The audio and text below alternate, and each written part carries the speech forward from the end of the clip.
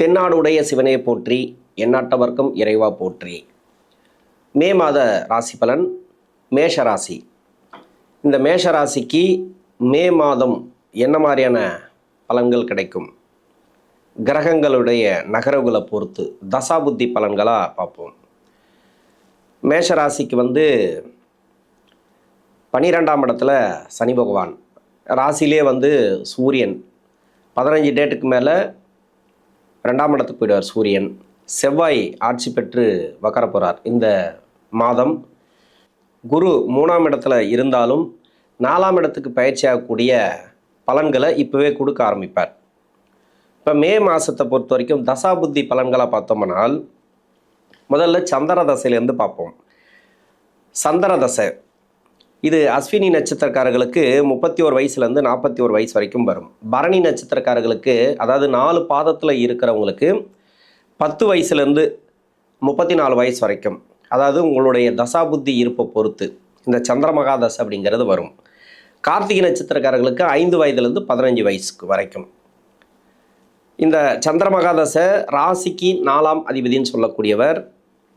இது நல்ல தசை தான், இல்லைன்னு சொல்லலை. ராசிக்கு நன்மை செய்யக்கூடிய தசை. இப்போ 22 வயசுக்குள்ளே இருந்தீங்கன்னாக்கா மேஷ ராசியை பொறுத்த வரைக்கும் படிப்பு நல்லா இருக்கும். படிக்கிற காலகட்டத்தில் இப்போ 7.5 சனி போயிட்டுருக்கு. நிறைய பேருக்கு படிப்பு டிஸ்டர்ப் ஆகிருக்கலாம், மந்த நிலையை கொடுத்துருக்கலாம். இதுக்கு முன்னாடி இருந்ததை விட இப்போ படிப்பு கொஞ்சம் கம்மியாயிடுச்சு, படிப்பில் சரியில்லை, சொல் பேச்சு கேட்க மாட்டாங்க, எல்லாமே ஓகே தான், எக்ஸாமெல்லாம் நல்லா எழுதுகிறாங்க, ஆனால் மார்க் மட்டும் சரியாக வரமாட்டேங்குது, பாஸ் பண்ண முடியல, அப்படி இல்லைனாக்கா பாஸ் ஆனால் கூட பெரிய அளவில் மார்க் ஸ்கோர் பண்ண முடியல, அது மாதிரியான பிரச்சனைகள்லாம் கொடுக்கும். இதுக்கு ஒரே வழி அதிகப்படியாக முயற்சி பண்ணுறது, வீட்டில் இருக்கக்கூடிய பெற்றோர்கள் அதிகப்படியாக ஊக்கத்தை கொடுக்கறது, தன்னம்பிக்கை கொடுக்கறது. இப்படி இருந்தால் மட்டும்தான் இந்த 7.5 சனி அப்படிங்கிறது உங்களுக்கு நல்லாயிருக்கும். இது பொதுவாகவே எல்லா மாதத்துக்கு எடுத்துக்கலாம். ஏன்னா 7.5 சனியில் சந்திரமகா தசை மட்டும் இல்லை, எந்த தசை நடந்தாலும் சரி 22 வயசுக்குள்ளே என்ன தசையில் இருந்தாலும் உங்களுக்கு கொஞ்சம் டிஸ்டர்ப் ஆகிருப்பீங்க. நல்லா இருக்குன்னு சொல்ல முடியாது, கொஞ்சம் கம்மியாக இருக்கும். நல்லா படிச்சிருந்தவங்க கூட கொஞ்சம் கம்மியாக இருப்பாங்க.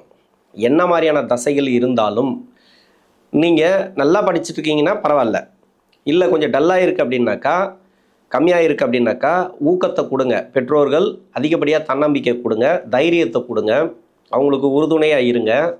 இன்னொரு விஷயம் என்னன்னாக்கா, எந்த ஒரு காரணத்தை கொண்டும் அவங்கள அதாவது திட்டக்கூடாது, எதுவுமே பண்ணக்கூடாது. அவங்கள எதையும் பண்ணாதீங்க, ஊக்கத்தை மட்டும் கொடுங்க அதிகபட்சமாக. இது 22 வயசுக்குள்ளே நீங்கள் மேல் படிப்புக்காக ட்ரை பண்ணாலும் சரி, இல்லை வெளிநாடு சம்மந்தப்பட்ட படிப்பு ட்ரை பண்ணாலும் சரி, அது எல்லாத்துக்குமே ஓரளவுக்கு முயற்சிகளை போடுங்க, வெற்றி வாய்ப்புகளை கொடுக்கும். ஏன்னா கிரக நகர்வுகள் உங்களுக்கு நல்லாவே இருக்குது. 7.5 சனி மட்டும்தான் உங்களுக்கு தடங்களை கொடுக்கும். அதுவும் எல்லாத்துக்குமே தடங்களை கொடுக்கும் அப்படின்னு சொல்ல முடியாது. நல்லபடியாக அப்படியே போயிட்டுருக்கும். தசை நல்லா இருந்துச்சுனாக்கா உங்களுக்கு நல்லாவே இருக்கும். தசை சரியில்லைன்ற பட்சத்தில் இப்போ இந்த நட்சத்திரம் பார்த்தீங்கன்னாக்கா, அஸ்வினி நட்சத்திரம், பரணி நட்சத்திரம், கார்த்திகை நட்சத்திரம், இந்த 3 நட்சத்திரம், இந்த 3 நட்சத்திரத்தில் இருக்கக்கூடிய இந்த சந்திர பகவான் தான் தசை நடத்துகிறார். இல்லை வேறு எந்த கிரகம் இருந்தாலும் சரி, அந்த கிரகம் எந்த நட்சத்திரத்தில் இருக்கோ அந்த நட்சத்திராதிபதி நல்லா இருந்தால், மறைவு ஸ்தானத்தில் இல்லாமல் இருந்தால், அதாவது என்ன தசை நடக்குதோ அந்த தசைக்கு மறைவு ஸ்தானத்தில் அந்த நட்சத்திராதிபதியும் அந்த வீடு கொடுத்த கிரகமும் அருமையாக இருந்துச்சுன்னு வச்சிங்களேன், அதாவது மறையாமல் இருந்தால் உங்களுக்கு 7.5 சனி பெரிய பாதிப்புகளை கொடுக்காது. நீங்கள் வேலையில் இருங்க, தொழிலில் இருங்க, இன்னொன்று படிக்கிற காலகட்டத்தில் இருங்க, எதில் இருந்தாலும் உங்களுக்கு டிஸ்டர்ப் பண்ணியிருக்காது. அப்படி டிஸ்டர்ப் ஆனால் அது பெருசாக உங்களுக்கு கஷ்டங்களை கொடுக்காது. இப்போ 22 வயசுக்குள்ளே இருக்கிறீங்க, ஒரு நீட்டுக்கு எழுதுறீங்க, இதுலேயும் அதிகப்படியாக நீங்கள் முயற்சி பண்ணுங்கள். நிறைய பேர் கேட்குற கேள்வி அதுதான். ஒன்று நீட்டுக்கு எழுதுகிறோம், நம்ம பாஸ் பண்ண முடியல, கிட்ட போயிட்டு ரொம்ப மார்க்கு கம்மியாக எடுத்துடுறாங்க, 2 மார்க் 3 மார்க்கில் போயிடுது. இல்லை வேறு உயர் படிப்பு அதுக்காக போயிட்டு எக்ஸாம் எழுதும்போதும் 2 மார்க் 3 மார்க்லலாம் ஃபெயில் ஆகிடுறாங்க. அப்படிலாம் அதிகப்படியாக மார்க் எடுக்க முடியல. இப்போ செலவே இல்லாமல் படிக்க வைக்கணும் அப்படின்னு வச்சிங்களேன், அப்போ நிறைய மார்க் எடுக்கணும், பர்சன்டேஜ் எடுக்கணும். அந்த பர்சன்டேஜ் எனக்கு இந்த பையன் கொடுப்பானா, இந்த பொண்ணு அந்த பர்சன்டேஜை தாண்டுவாங்களா அப்படிங்கிற மாதிரி நிறைய பேருக்கு இப்போ கஷ்டத்தை கொடுத்துருக்கு. இந்த மேஷராசியில் இருக்கிறவங்களுக்கு 7.5 சனியில் எதுவாக இருந்தாலும் சரி, அவங்கள அவங்கக்கிட்ட ஒரு தன்னம்பிக்கை கொடுங்க. படிக்கிற காலகட்டத்தில் 22 வயசுக்குள்ளே, இப்போ 22 வயசுக்கு மேலே இருக்குது சந்திர தசை. உங்களுக்கு நல்லாவே இருக்கும். ஏன்னா 4ஆம் அதிபதின்னு சொல்லக்கூடியவர் புதிய வேலை வாய்ப்புகளை கொடுக்கும். ரொம்ப நாளாக வேலை தேடுறீங்கன்னா வேலை கிடைக்கும். இப்போ மாதம் மாதம் நம்ம சொல்கிறோம் இல்லைன்னு சொல்லலை, நிறைய பேருக்கு வேலை கிடைச்சி தான் இருக்குது. நிறைய பேருக்கு வந்து வேலை ரீதியாக நல்ல ஒரு மாற்றங்களை கொடுக்குது. ஏற்கனவே வேலையில் இருக்கிறீங்க, வேலை பாதிப்புகள் இருக்காது, சின்ன சின்ன டிஸ்டர்பன்ஸ் இருக்கும்.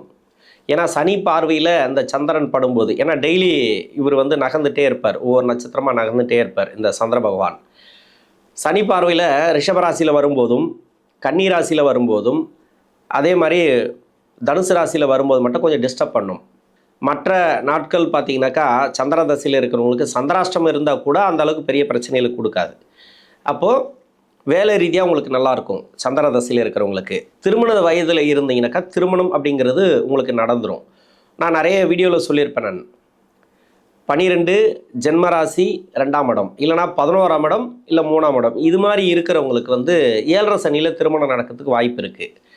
அதே உங்கள் சுயஜாதகத்தில் குருவும் ஒரு நல்ல அமைப்பில் இருக்கணும். குரு அப்படின்னாக்கா வக்கரமாகாமல் இருந்தால் உங்களுக்கு வந்து வயசோட திருமணம் ஆகிடும். அதாவது 23 to 26க்குள்ளே இருக்கிறவங்களுக்கு திருமணம் கன்ஃபார்மாக நடக்கும். இப்போ 27லேருந்து இருக்கிறீங்க, இதெல்லாம் லேட் மேரேஜ். ரொம்ப லேட் கிடையாது, கொஞ்சம் லேட்டு. ஏன்னா நிறைய பேர் வந்து ஒரு பெண்களை வச்சுருக்காங்கன்னு வச்சிங்களேன், 27 வயசில் வீட்டில் கல்யாணம் ஆகாமல் ஒரு பெண் இருக்குதுன்னு வச்சிங்களேன், அப்படியே பதட்டத்தை கொடுக்குது. வயசாகி போகுது, எப்படி கல்யாணம் பண்ணுறது? ஏன்னா ஒரு ஆணுக்கு கூட ஒரு 5 வருஷம் இல்லை ஒரு 10 வருஷம் வயசு கம்மியாக கூட கட்டலாம். ஆனால் பெண்ணுக்கு அப்படி கிடையாது, ஒரு வயசு மேலே தான் கட்டணும். வயசு கம்மியாகலாம் கட்டுறாங்க, அது அவங்களோட விருப்பம். இப்போ அந்த வயது போகுது அப்படின்றதுக்காக அவசரப்பட்டு திருமணம் பண்ணுறாங்க. நீங்கள் எந்த தசை நடந்தாலும் சரி, உங்களுக்கு வந்து வயசு போதை பற்றி கவலைப்படாதீங்க. ஏன்னா கல்யாணம் பண்ணிவிட்டு கஷ்டப்படுறதை விட நீங்கள் கல்யாணம் பண்ணாமல் கஷ்டப்படலாம். ஏன்னா தசையை மெயினாக பார்த்துங்க. இந்த தசைக்கு கல்யாணம் பண்ணலாமா பண்ணக்கூடாதா, இது சந்திர தசை. இந்த நட்சத்திராதிபதி நல்லா இருக்கணும். இல்லை வந்து சூரிய தசையே நடக்குதுன்னு வச்சுக்கலாம், அந்த நட்சத்திராதிபதி வீடு கொடுத்த கிரகம்லாம் நல்லா இருந்தால் மட்டும்தான் திருமணங்கிறது கூடி வரும். இல்லைனா பதட்டத்தை கொடுத்துட்டே இருக்கும். அதனால் கொஞ்சம் கவனமாக பண்ணுறது நல்லது. மற்றபடி பார்த்தீங்கன்னாக்கா நான் சொன்ன இடங்களில் இருந்துச்சுன்னு வச்சிங்களேன் சனி பகவான், உங்களுக்கு திருமணங்கிறது கொடுத்துரும். மற்ற இடங்களில் இருக்கிறவங்களுக்கு கொஞ்சம் லேட் ஆகும். திருமணம் அப்படிங்கிறது கொஞ்சம் லேட் ஆகும். இருந்தாலும் முயற்சிகளை நீங்கள் அதிகமாக போடுங்க. தொழில் செய்கிறவங்களுக்கு வந்து சந்திர தசையில் நல்லாவே இருக்கும், நல்ல மாற்றங்களை கொடுக்கும். வேலை செய்கிறவங்களுக்கு வேலையில் நல்ல ஒரு மாற்றம். ஏன்னா குரு பயிற்சியாக போகிறாரு. நான் ஏற்கனவே சொல்லிக்கிறேன், ஏப்ரல் 15 டேட்டுக்கு மேலே நல்ல ஒரு மாற்றங்களை கொடுப்பார் குரு அப்படின்ட்டு. இப்போ மே மாதத்துலேயும் உங்களுக்கு நல்ல ஒரு மாற்றங்கள் உண்டு, இந்த குருடைய பயிற்சிக்கு முன்னாடி. அப்போது மேஷராசி பொறுத்த வரைக்கும் நல்லாவே இருக்குது, நல்ல ஒரு மாற்றங்கள். அதாவது 7.5 சனிலையும் ஒரு சிறப்பான ஒரு சந்தோஷமான செய்தியெல்லாம் நிறைய வரத்துக்கு வாய்ப்பு இருக்குது. அடுத்து செவ்வாய் தசை. செவ்வாய் அஸ்வினி நட்சத்திரக்காரர்களுக்கு 41 வயசுலேருந்து 48 வயசு வரைக்கும். பரணி நட்சத்திரக்காரர்களுக்கு இப்போ 4 பாதத்தையும் நான் பிரித்து சொல்ல முடியாது. அதனால் வந்து பரணி நட்சத்திரம் 4 பாதத்தில் இருக்கிறவங்களுக்கு 20 வயசுலேருந்து 41 வயசு வரைக்கும் வரும் இந்த செவ்வாய் தசை அப்படிங்கிறது. இதுக்குள்ளே தான் வரும். நீங்கள் எந்த வயசில் இருந்தாலும் சரி செவ்வாய் தசை அப்படின்னு எடுத்துக்க வேண்டியது தான். அதாவது பரணி நட்சத்திரக்காரர்கள். கார்த்திகை நட்சத்திரக்காரர்கள் 15 to 22. படிக்கிற காலகட்டத்தில் நான் சொல்லிட்டேன், செவ்வாயும் சரி ராகு சரி, எந்த வயதில் உங்களுக்கு என்ன தசை நடந்தாலும் சரி 22 வயசுக்குள்ளே, அது முன்னாடியே நான் சொல்லிட்டேன். நான் திரும்ப அது வந்து ரிப்பீட்டட் வார்த்தை சொல்ல முடியாது. அதனால் படிப்புங்கிறது நல்லாயிருக்கும். இப்போ செவ்வாய் தசை ராசிக்கு வந்து அஷ்டமாதிபதி 8 கூடைய கிரகம் ராசியிலே வந்து ஆட்சி பெற்று உட்கார்றார். இந்த மாதத்தில் சனியை விட்டு நகர்ந்து, அதாவது 10 நாளைக்கு பிறகு உங்களுக்கு ராசியிலே வருவார். ஜென்ம ராசியில் செவ்வாய் வர்றது அவ்வளோ கெடுதலா அப்படின்லாம் கிடையாது. ஏன்னா 8ஆம் அதிபதி அவர் 6ஆம் இடத்துக்கு மறைகிறார். ஒரு சிலருக்கு வந்து கடன் பிரச்சனை இருக்கும், அந்த கடன் பிரச்சனைலாம் தீர வாய்ப்பு இருக்குது. இன்னொன்று கொடுக்கல் வாங்கல்லாம் பார்த்தீங்கன்னு வச்சிங்களேன், பணம் வராத பணம் இப்போ வரும். நீங்கள் வாங்கிட்டு கொடுக்காத பணம் இருக்குது இல்லையா, ஏதோ ஒரு வழி தெரியும், அதுக்குண்டான வழி, அதாவது ஒரு வருமானம் வர்றது, அந்த பண நகர்வுகள் வந்து உங்களுக்கு நல்லாயிருக்கும் இப்போல்லாம். அதாவது வருமானத்தை கொடுக்கக்கூடிய காலம். யாருக்காவது வேலை வாய்ப்பு பிரச்சனைகள் இருந்தால், ஒரு சில பேருக்கு வந்து வேலையும் போயிருக்கு செவ்வாய் தசையில். உங்கள் சுய ஜாதகத்தில் செவ்வாய் வந்து நீசமாக இருந்துச்சுன்னு வச்சிங்களேன், இப்போ வந்து பரிவர்த்தனை தான், இல்லைன்னு சொல்லலை. ஆனால் இருந்தாலும் 7.5 சனிக்கு உண்டான கஷ்டத்தை கொடுத்துருக்கோம் இப்போ. அது மாதிரி இருக்கிறவங்களுக்கு. இன்னொன்று வந்து பார்த்தீங்கன்னாக்கா மறைவு ஸ்தானத்தில் இருக்கிறவங்களுக்கெல்லாம் நிறைய பிரச்சனைகளை கொடுத்துருக்கு. அவயோகம் செய்யக்கூடிய நட்சத்திரத்தில் இந்த செவ்வாய் இருந்துச்சுன்னா, அதாவது இந்த ராசிக்கு ஆகாத நட்சத்திரத்திலேருந்து தசை பண்ணால் அவங்களுக்கு நிறைய ப்ராப்ளத்தை கொடுத்துருக்கு. ஏன்னா மேஷராசிக்கு நல்லாயிருக்கும்னு நிறைய பேர் சொல்கிறாங்க, இல்லைன்னு சொல்லலை, அது அவங்களோட இது அது. ஆனால் நிறைய பேர் கஷ்டப்பட்டுன்னு வராங்க. ஒரு பக்கம் வந்து நல்லதும் நடந்துட்டு வருது, அதை வச்சு தான் அவங்க நல்லா இருக்குன்னு சொல்கிறாங்கன்னு வச்சிங்களேன். இப்போது இந்த கஷ்டப்படக்கூடியவர்களுக்கு அதாவது இந்த செவ்வாய் வந்து மறையக்கூடாது, மறைமுக சுப தொடர்பில் இருந்தால் சிறப்பு, நல்ல ஒரு வெற்றி வாய்ப்புகள் கொடுக்கும். அதாவது பலமாக இருக்கணும் செவ்வாய். அப்போ அப்படின்னா உங்களுக்கு நல்லாவே இருக்கும் அந்த செவ்வாய் தசைங்கிறது. அவங்களுக்கெல்லாம் இப்போ வேலை மாற்றத்தை கொடுக்கும். ஜென்ம ராசிக்கு வந்து இந்த செவ்வாய் வர்றது. இன்னொன்று வந்து ராசிக்கு வந்து 2ஆம் இடத்துல வந்து சனி பார்வையில் ஒரு கிரகம் உட்காருதுன்னு வச்சிக்கலாம். அந்த கிரகம் உங்கள் லக்கணத்துக்கு 4ஆம் அதிபதியாக இருந்தால், லக்கணத்துக்கு 4ஆம் அதிபதி அப்படின்னாக்கா இப்போ சூரியன் இருக்கிறாரு, இப்போ சுக்கிரன் இருக்கிறார். இப்போ வந்து 15 டேட்டுக்கு மேலே சூரியன் வந்து 2ஆம் இடத்துக்கு போயிடுவார். அந்த 2ஆம் இடத்துல சூரியன் அமரும்போது லக்கணத்துக்கு 4ஆம் அதிபதியாக இருந்தால், இப்போ ரிஷப லக்கணமாக வந்தீங்கன்னு வச்சிங்களேன், இந்த ரிஷப லக்கணத்துக்கு வந்து 4ஆம் அதிபதி அப்படின்னு சொல்லக்கூடிய ஒரு சூரியன். இப்போ சூரியன் வந்து அங்கே உட்காராரு. இப்போ அங்கே பயிற்சி ஆகிறார் இல்லையா, அந்த 15 டேட்டுக்கு மேலே வேலையில் நல்ல ஒரு மாற்றம் செவ்வாயில். இது வந்து எல்லா தசைக்கும் நம்ம எடுத்துக்கலாம் அது மாதிரி. அப்போது வேலையில் உங்களுக்கு வந்து நல்ல ஒரு மாற்றங்களை கொடுக்கும். தொழில் செய்யக்கூடிய நபர்கள் மட்டும் கொஞ்சம் பார்த்துக்கணும் செவ்வாய் தசையில். ஏன்னாக்கா அஷ்டமாதிபதி தசை, கொஞ்சம் கொடுக்கல் வாங்கல் கொஞ்சம் கவனமாக இருங்க. முதலீடு போடுறது இப்போ அதெல்லாம் கொஞ்சம் கவனமாக இருக்கணும். நார்மலாக போயிட்டுருக்கு அப்படின்னாக்கா நல்லபடியாக போட்டோம், தப்பே கிடையாது, அப்படியே போயிட்டோம். நீங்கள் என்ன பண்ணிகிட்ருக்கீங்களோ அதை கரெக்டாக பண்ணிகிட்டே வாங்க. அதிலே வந்து நிறைய ப்ராப்ளத்தை கொடுக்கக்கூடிய காலம் அப்படின்னு தான் சொல்லணும். எதுவுமே வந்து நல்லா போச்சு உங்களுக்கு இப்போது செவ்வாய் தசையில் நல்லபடியாக போகுது அப்படின்னாலும் ரொம்ப கவனமாக பண்ணுங்கள். ஏன்னா 7.5 சனி அப்படின்றதுனால கஷ்டத்தில் போகுது அப்படின்னா அதிகபட்சமான முயற்சிகளை பண்ணுங்கள். இப்போ வீடு வாங்குறது, சொத்து வாங்குறது இதெல்லாம் வந்து இந்த காலகட்டங்களில் நடக்கலாம். வீடு கட்டணும்னு நினச்சிருப்பீங்க, அதெல்லாம் உங்களுக்கு கட்டலாம். இது நல்ல ஒரு தசை தான் இந்த செவ்வாய் தசை அப்படிங்கிறது. இப்போது கோச்சார நிலைமைப்படி பார்த்தீங்கன்னாக்கா உங்களுக்கு நல்லாவே இருக்குது செவ்வாய் தசையில்.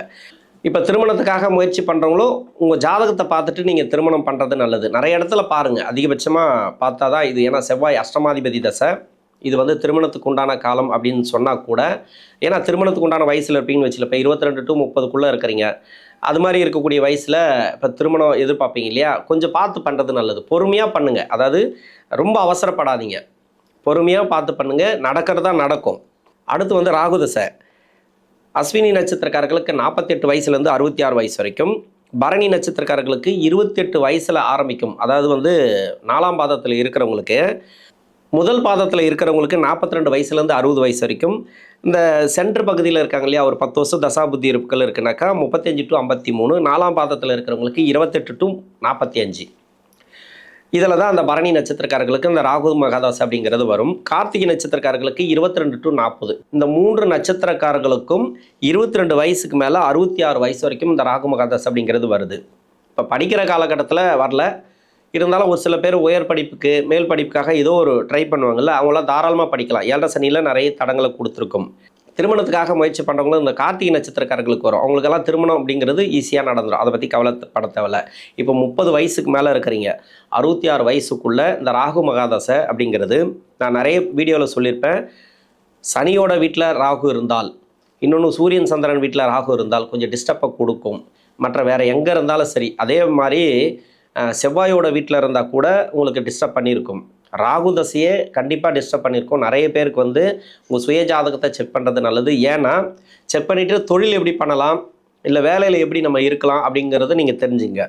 ஏன்னா ராகு அப்படிங்கிறது வக்ர கிரகம், சனிக்கு இந்த வக்ர கிரகனாவே ஆகாது.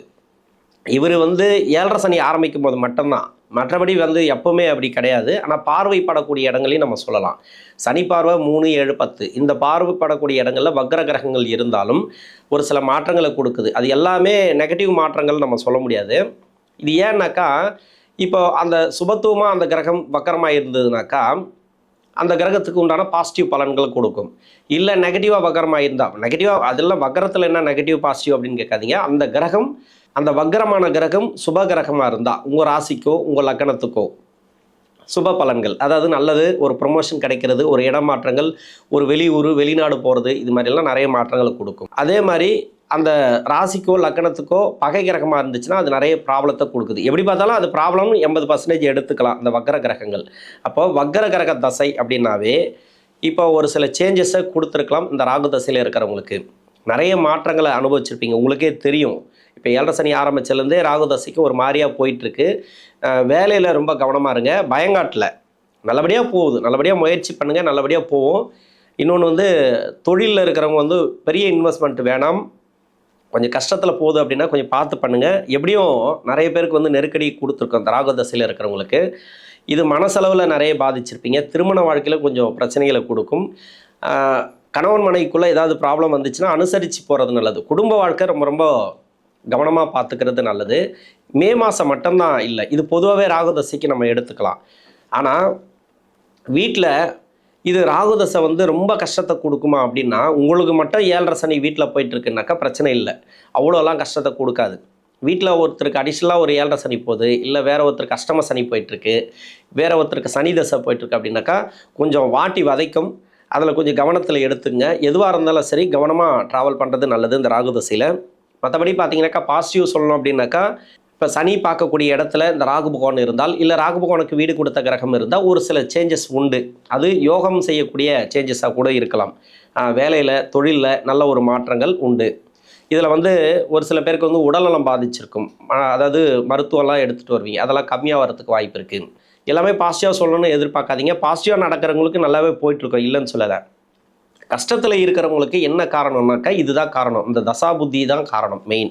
இதில் வந்து நல்ல ஒரு முன்னேற்றங்களை பார்க்கணும் அப்படின்னாக்கா நீங்கள் வந்து பொறுமையாக எதையுமே ஹேண்டில் பண்ணுறது நல்லது. அடுத்து குரு தசை.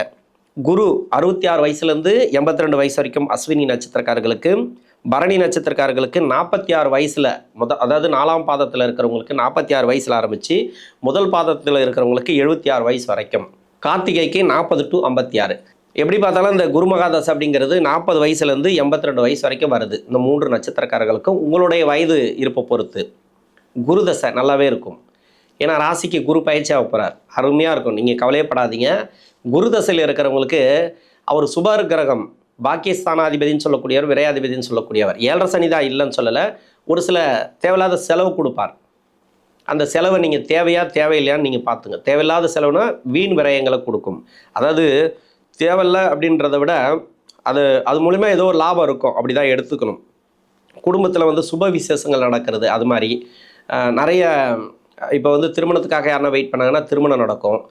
மருத்துவ செலவுகள் இல்லை மருத்துவம் எல்லாம் எடுத்துகிட்டு இருந்தீங்கன்னாக்கா அதெல்லாம் குறையறதுக்கான வாய்ப்பு இருக்குது. கடன் பிரச்சனை இருந்துச்சுன்னா அந்த கடன் பிரச்சனை தீரும். பொருளாதார வரவு இந்த குரு தசையில் இருக்கிறவங்களுக்கு நல்லாவே இருக்கும். இந்த காலகட்டம் அப்படிங்கிறது பரவாயில்ல இந்த குரு தசையில் இருக்கிறவங்களுக்கு. மேஷராசியில் இருக்கக்கூடிய 3 நட்சத்திரக்காரர்களுக்கும் இந்த மே மாதம் அப்படிங்கிறது ஒரு சிறப்பான மாற்றங்களை கொடுக்கும். நன்றி.